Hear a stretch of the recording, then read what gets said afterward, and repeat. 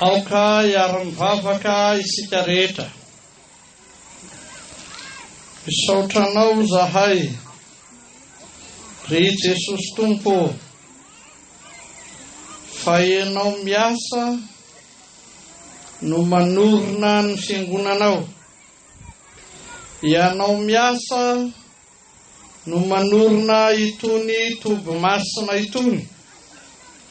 Ianao miasa no manorina ny sekoly eto amin'izao toby masina izao. Tsy takatry ny sainay ny ahalehibe ny asanao, fa ampio zahay fanamasina ahay misaotranao lalandava. Ianao miasa no ahazahoana nampianatra ireto mpiomana ireto. Ianao miasa no ahazoana manao zao fanokanana trano fiangonana, toby masina, sekoly, ary anokanana koa ireto mpiomana ireto anio. Fa izany rehetra zany no atao dia miorina indrindra amin'ny teninao, ny herinao sy ny fahefanao. Ary zay kelezanao aina manao izany fanokanana rehetra izany, na tany, na trano, na fitaovana, na olona, dia izay hampiariarianao. Fa na dia simba ny ota aza ireo zava-boarinao, dia ianao no manavao azy. Na dia simba ny ota aza izahay olombelona, dia ianao no manamasina anay. Ary zany no anaty tanteranao ny asarobidy ny fahamasinanay sy ny fanamasinanao anay. Izany no asongadinao indrindra amin'izao andro fanokanana izao. Amin'ny anaran'i Jesosy Tomponay. Amen. Ry fiangonana malala, fifaliana lehibe no ahatongavanay mamangy ny synodamparitany Menabe. Fa fifalianao anay ny azonay mamangy ity fileovana miandro vazo ity. Ho an'ny fileovany miandro vazo moa dia famangina faharoa sahady ity anatin'ny iray volana monja zay nandalovanay teto. Fifaliana lehibe ho anay ny azahoana misorotena ny fiangonana Loterana Malagasy amin'izao fanokanana ity trano fiangonana FLM Bemiha ity. Fifaliana lehibe ho anay ny azahoana manokana ity toby mahamasina Bemiha ity. Ary fifaliana lehibe ho anay ny hanokana ny trano sekoly vaovao eto amin'ity toby ity. Fa izany rehetra zany dia atao amin'ny herin'ny tenin'Andriamanitra sy ny vavaka. Ka teny fanevaroa no atolotra antsika eto anio. Ny anankiray dia ny teny faneva izay anokanana ity toby ity, araka ny anarany toby mahamasina.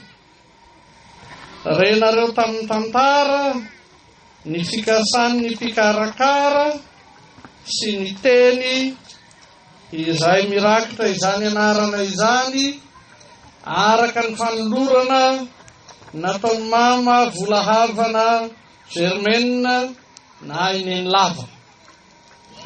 Io dia nalaina ao amin'ny Tesalonianina voalohany 4:9. Tesalonianina voalohany 4:9.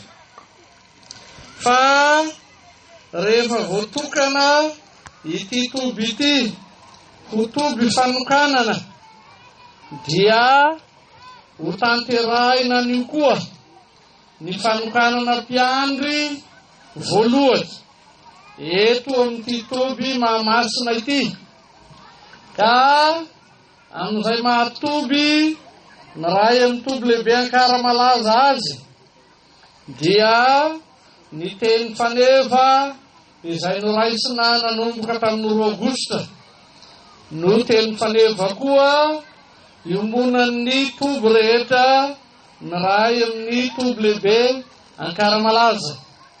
Io dia nalaina ao amin'ny Romanina 12 ny 2.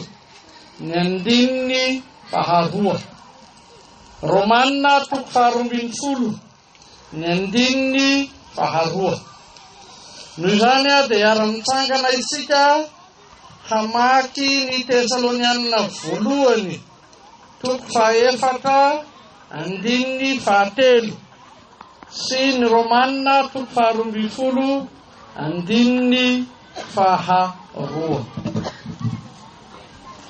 Toy izao ny vakin'ireo tenyreo amin'ny anaran'i Jesosy Tompo.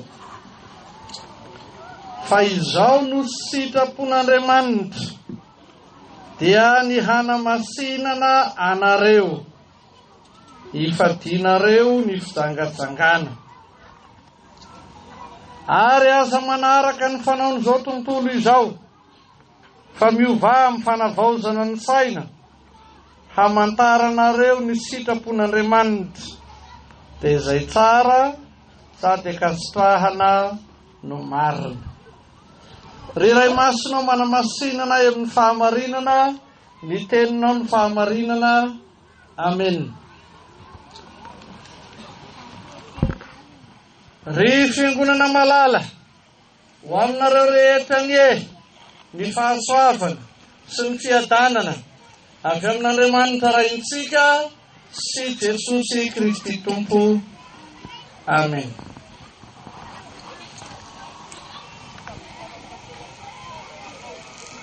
Izay ikambanany reto teny faneva ireto dia voalohany, izy samy soratry Paoly. Faharoa, izy samy ao anatin'ilay fizarana amin'ny fomba fanoratry Paoly, izay misokajy 2 mazava tsara.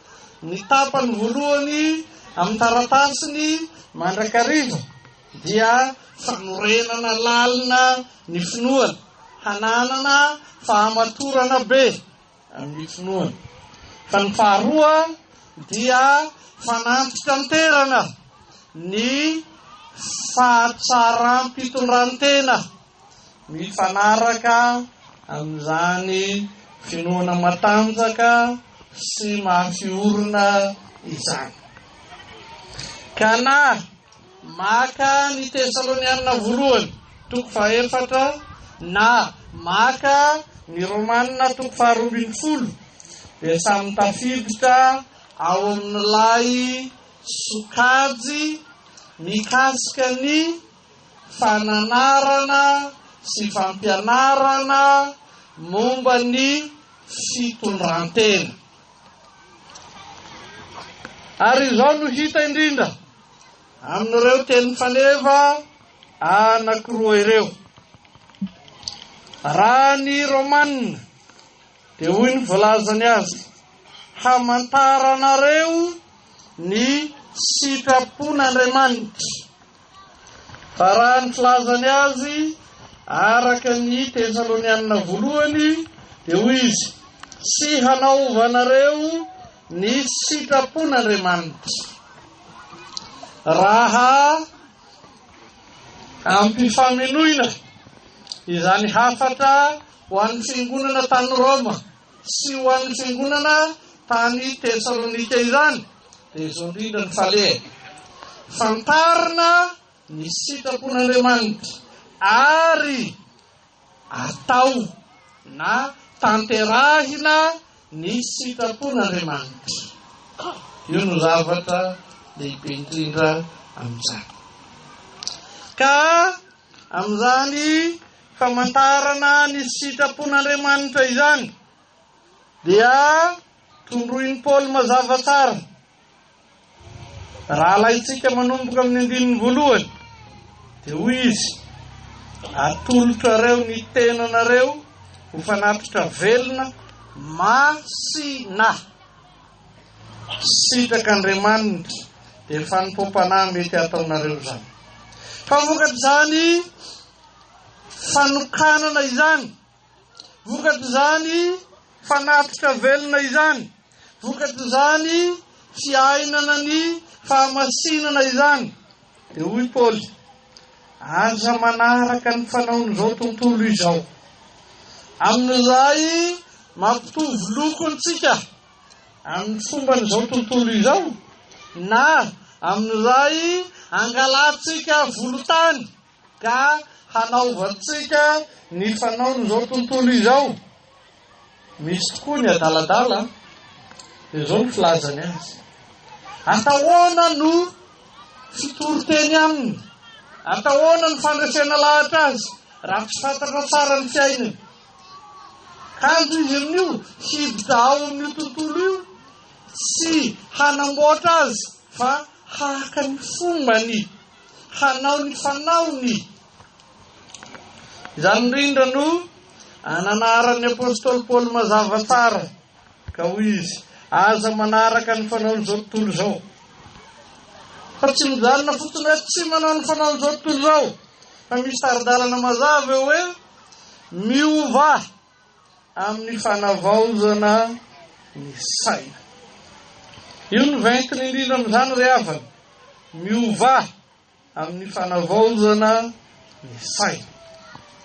Io no amantarana indrindra ny sitrapon'Andriamanitra.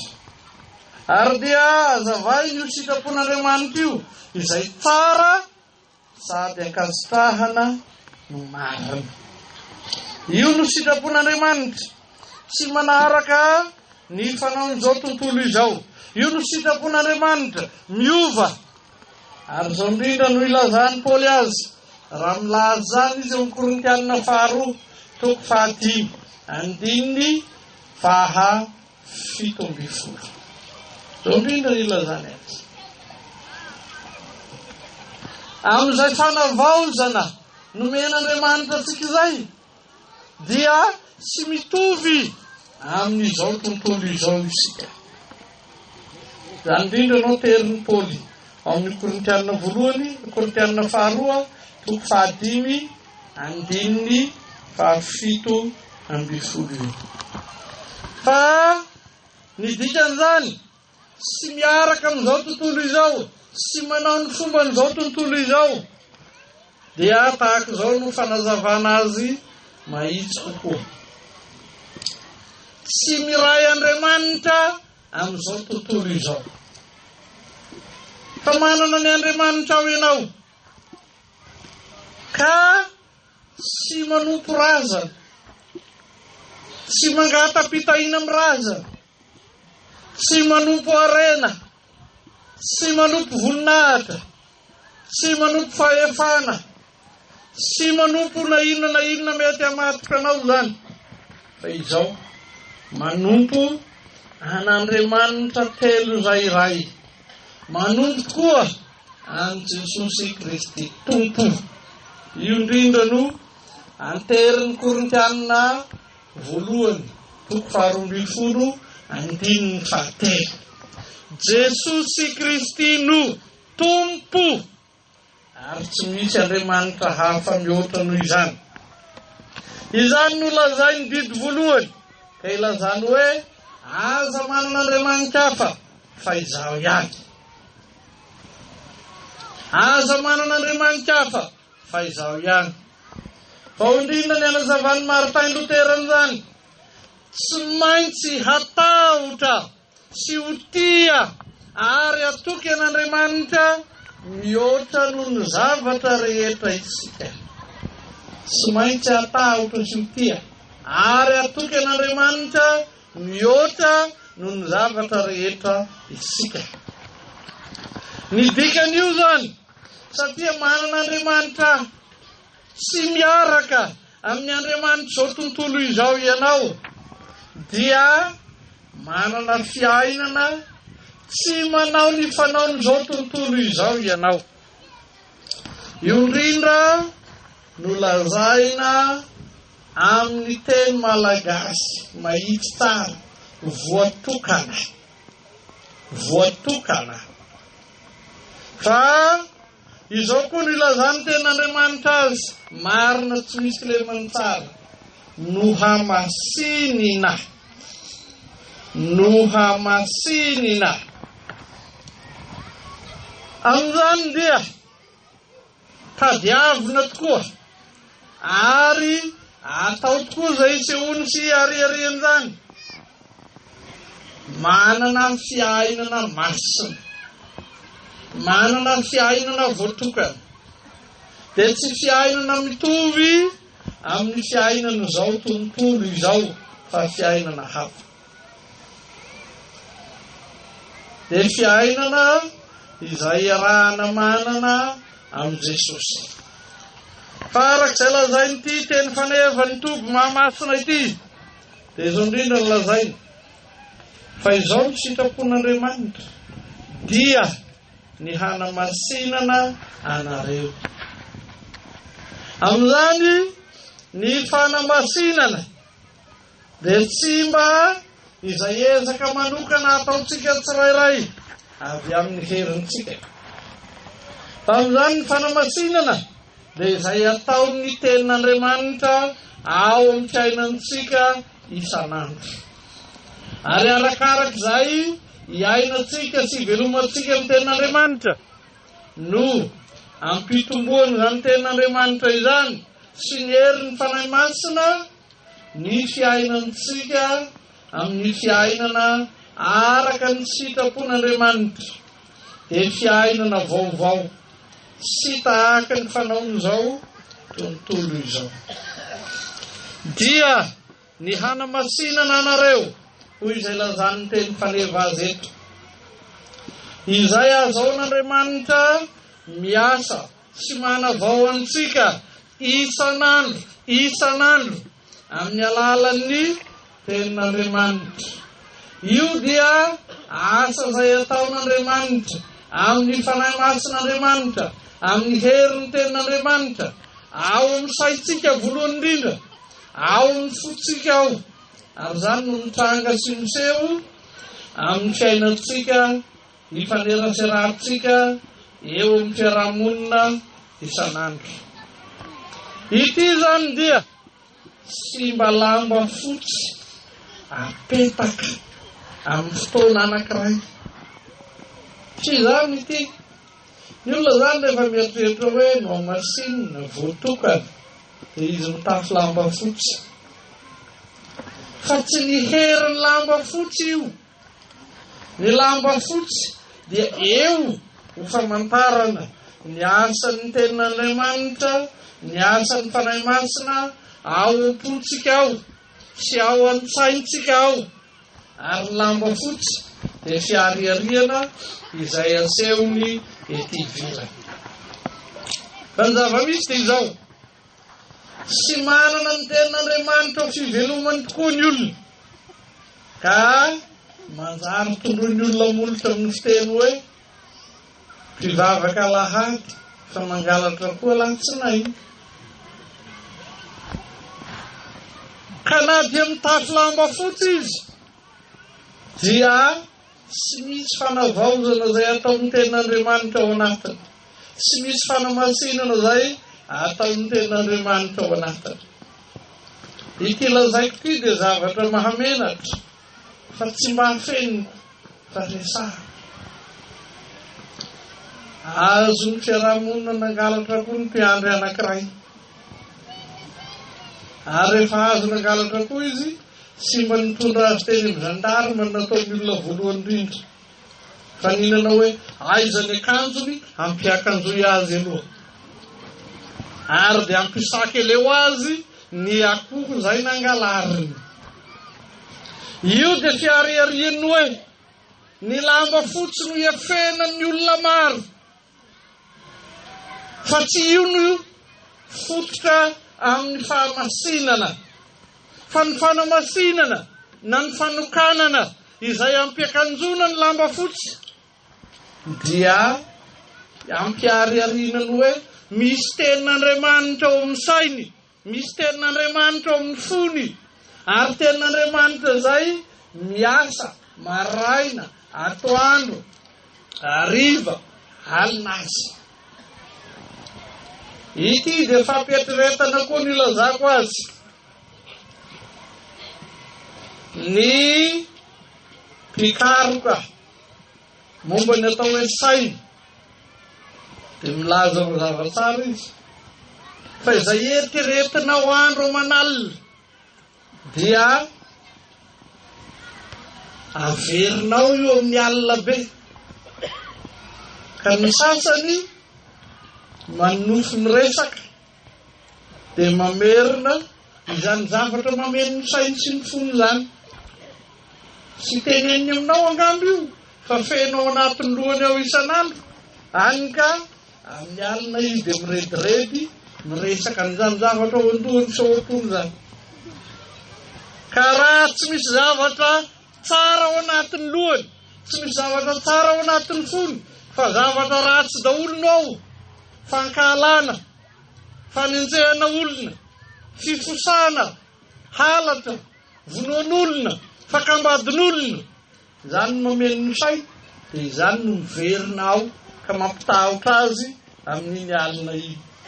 Izany no mampitahotra azy amin'iny alina iny. Fa raha fenoy ny tenin'Andriamanitra ny sainao, raha fenoy ny tenin'Andriamanitra ny fonao, na mandeha ianao, na mitoetra ianao, na matory ianao, na mifoy ianao, ka feno ny tenin'Andriamanitra ny fonao, dia izany tokoa no resahanao, izany tokoa no ataonao, izany tokoa no ambaranao. Amin'izany izay fahamasinana lazain'ny tenin'Andriamanitra eto. Ary izao ny tsarovy, raha manorina itony toby itony Jesosy, dia tsy manorina itony toby itony ho fanaovana fombafomba. Tsy izay no antony. Fa raha manorina itony toby itony Jesosy dia voalohany indrindra izay azahoana mandreny tenin'Andriamanitra mandrakariva. Raha sanatria misy toerana atao hoe toby ka tsy tenin'Andriamanitra no renao ao maraina sy hariva, dia efa manafoana ny tenany amin'izay mahatoby azy izy zay. Na dia ho tonga eo ny filohan'ny FLM hanokana azy ka tsy manana ny tenin'Andriamanitra izay toriana, ampianarina, vakiana maraina, atoandro, hariva, raha tsy zany dia manafoana ny tenany amin'izay mahatoby azy izy zay. Fa amin'izay nanorainan Jesosy ny toby koa dia izay ampiariariana sy anehoana ny mahatoerana tena fivavahana azy. Fa raha tsy hitanao amin'izany toby zany izay atao hoe fiainam-bavaka dia manafoana ny tenany amin'izay mahatoby azy izy zay. Ary ity dia pahatsiarovitry mandrakariva amin'ny toerana rehetra izay alehako. Fa raha misy antony lehibe sy matanjaka ametahana ny atao hoe ray aman-dreniny toby dia izy hiaina ny fiainam-bavaka, izy hiaina ny tenin'Andriamanitra, ary izy hitaiza ny zanaky ny fifoazana rehetra ao amin'izany toby zany ho velona amin'ny tenin'Andriamanitra sy ny vavaka. Raha misy zavatra velan'izany, diso. Raha misy zavatra akoatr'izany, diso. Fa na ho fanasitranana io ho an'izay marary rehetra miakatra eto amin'ny toby, na ho antoky ny fampianarana io izay mahatoby fanokanana ny toby fanokanana tahaka tony, dia ny anana ny tenin'Andriamanitra anjara toerana lehibe sy matanjaka maraina atoandro hariva. Ny anana ny vavaka anjara toerana lehibe maraina atoandro hariva.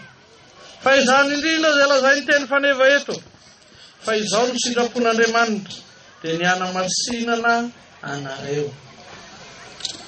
Ny fijangajangana dia endrika anankiray amin'izay fanao n'izao tontolo izao. Voalohany, fananan'Andriamanitra hafa ankoatran'Andriamanitra telo izay raika, izay ny fijangajangana. Faharoa dia ny fahalitoam-pitondran-tena tokoa amin'izay hangalana fatin'olona. Izany koa no ambaran'ny tenin'Andriamanitra. Fa amin'izay ana-masinana anareo, antom-pisian'izao toby izao zany, anokanana n'izao toby izao zany, anokanana mpiandry eto amin'izao toby izao zany, dia izao indrindra ny faleha. Feno ny tenin'Andriamanitra ny saina sy ny fo, ary miseho eo amin'ny fitondran-tena tsara izany tenin'Andriamanitra mameno ny saina sy ny fo izany. Io zavatra lehibe. Ary izany indrindra izay ambaran'ny teny faneva ho an'ny fanokanana mpiandry mandritra ny taona iray eto amin'ny toby lehibe Ankaramalaza, dia izay anateran'ny tenin'Andriamanitra mazava fa miova amin'ny fanavaozana ny saina. Dia io herin'ny tenin'Andriamanitra manamboatra io no ambarany sy lazainy indrindra amin'izany.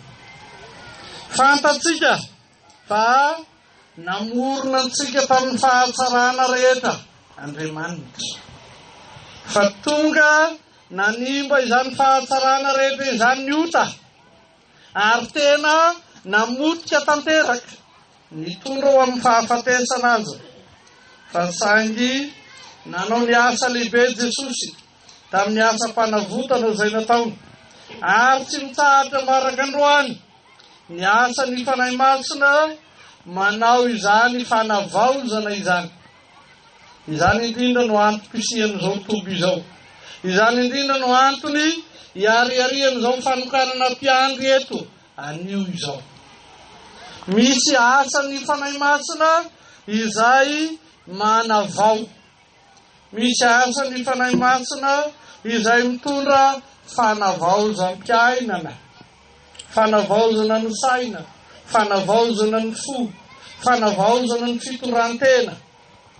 Ary amin'izany indrindra no hiariarian'ny fahamasinana atolotra sy omen'Andriamanitra ny mino.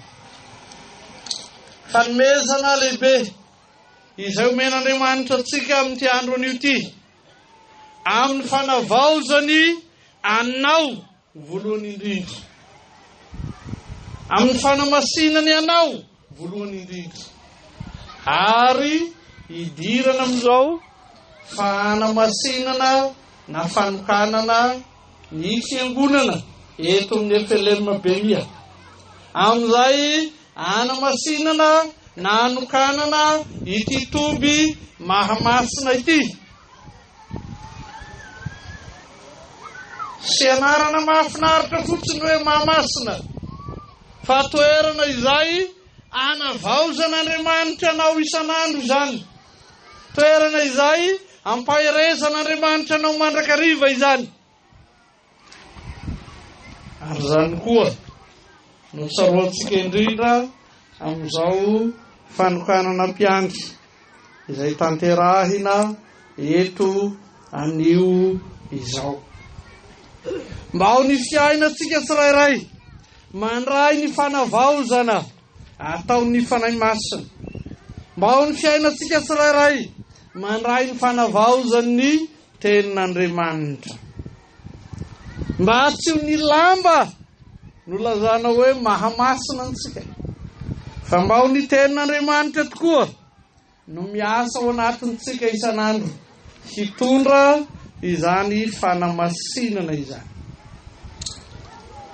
Voninahitra ny eo n'Andriamanitra isanaka ary fanay masina izay hatramin'ny taloha indrindra ka ho mandrakizay. Amen. Misangana akaraisy ny fitahiana. Ny fahasoavan'i Jesosy Kristy Tompo, ny fitiavan'Andriamanitra Ray, ary ny firaisana amin'ny fanay masina ho aminareo rehetra ny hatramin'izao ka ho mandrakizay. Amen.